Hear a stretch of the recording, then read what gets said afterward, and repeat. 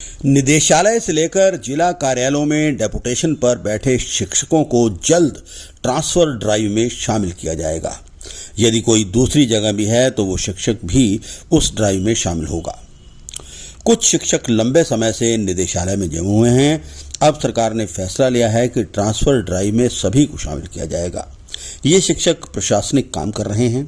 शिक्षा मंत्री महिपाल ढांडा ने कहा है कि सभी ड्राइव में शामिल होंगे।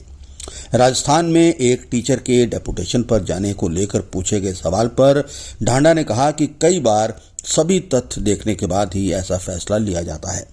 बड़े साइंटिफिक तरीके से हम लोग सभी अपने टीचर्स के जो तबादले हैं वो करेंगे। रही बात ये है कि और करेंगे, आप जो ड्राइव ओपन कर रहे हैं वही करेंगे, वही कह रहा हूँ।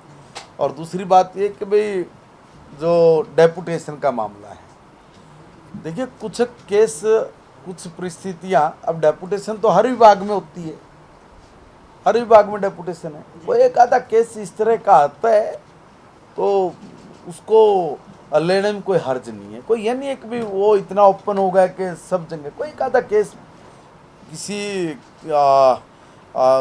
तथ्य पे किसी के तभी किया जाता है, ऐसे नहीं। शिक्षा मंत्री ढांडा ने कहा कि अभी तक कोई स्कूल बंद करने का फैसला नहीं लिया गया है। अभी दाखिले बढ़ाने पर जोर दिया जा रहा है।